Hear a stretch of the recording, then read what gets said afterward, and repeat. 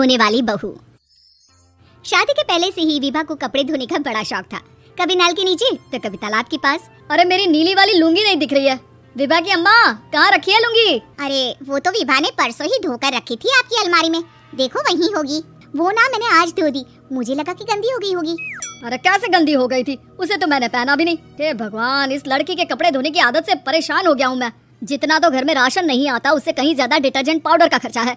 इसकी शादी करवा दो, शादी जाए अपने घर में ही करे काम, फिर चाहे घर के कपड़े धोने हो या पूरे गांव के।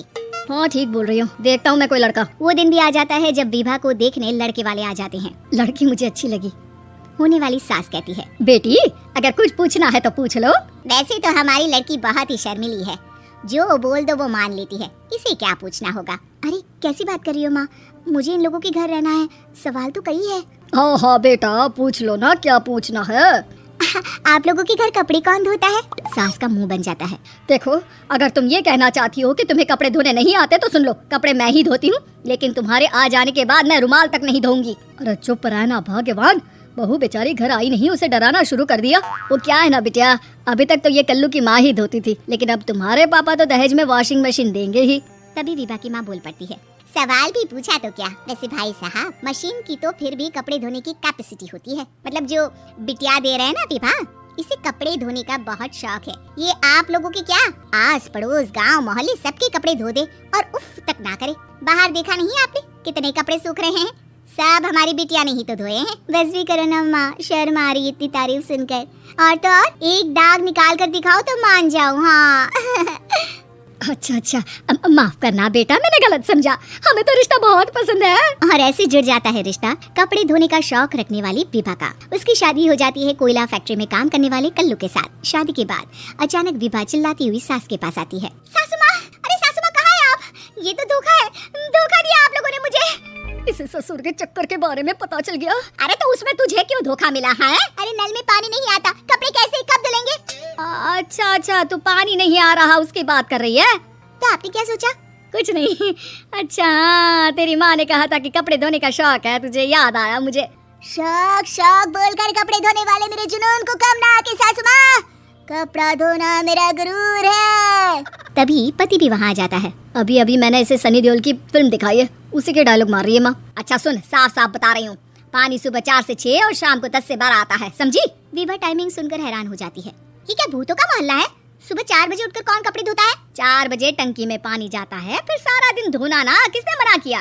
अरे कैसे बात कर रही है, 200 लीटर की टंकी में कितने कपड़े धो लूंगी मैं? सुबह ही उठ जाऊंगी मैं। अब क्या था, विभा सुबह 4 से लेकर रात के 12 बजे तक कपड़े ही धोती रहती। एक रोज सास पड़ोस से निकलकर कहीं जा रही होती है कि साथ वाली कहती है, हाँ कल्लू की माँ, जरा ये बताओ कि 2 साड़ी है, 2 ब्लाउज और एक पेटीकोट और एक नाड़ी वाला लंबा कच्छा।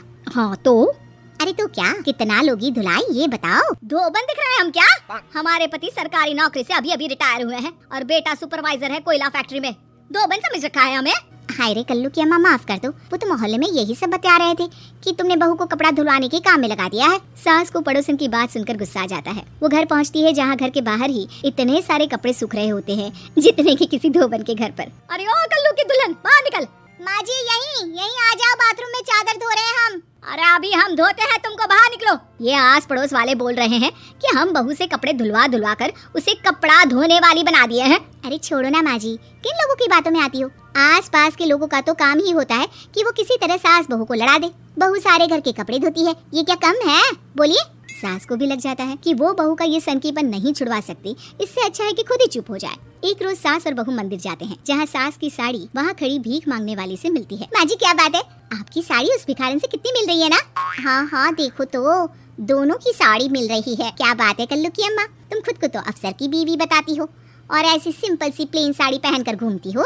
सिंपल और प्लेन नहीं है ये साड़ी। तो क्या सोने के धागे से फूल बने हैं? कुछ भी सासू माँ, कुछ भी। हाँ बने थे इस साड़ी में सोने के धागे से फूल। मेरे पति लेकर आए थे मद्रास से स्पेशली मेरे लिए 10,000 की। ताहे भाई साहब इस भिखारन के लिए भी सेम टू सेम साड़ी लेकर आए होंगे 10,000 की। सास उस वक्त तो कुछ नहीं कहती, लेकिन बहू के साथ घर आती है और अलमारी से एल्बम निकाल कर लाती है। ये साड़ी देख रही है, ये वही साड़ी है जिसे मैंने अभी पहना था। इस साड़ी में ये जो चमकदार फूल दिख रहे हैं ना, ये सोने के धागों से काढ़े गए हैं, लेकिन तू लोकल वॉशिंग मशीन ब्रश से घिस घिस कर सारे फूलों को निकाल कर साड़ी प्लेन कर दी। मुझे माफ कर दीजिए सासू माँ। और तो और, जब मैंने तुझे तेरी गलती के लिए कुछ नहीं कहा, लेकिन तूने तो सबके सामने मेरा मजाक ही बना दिया। क्यों? बहू को समझ में आ जाता है कि अब से उसका कपड़े धोना बंद।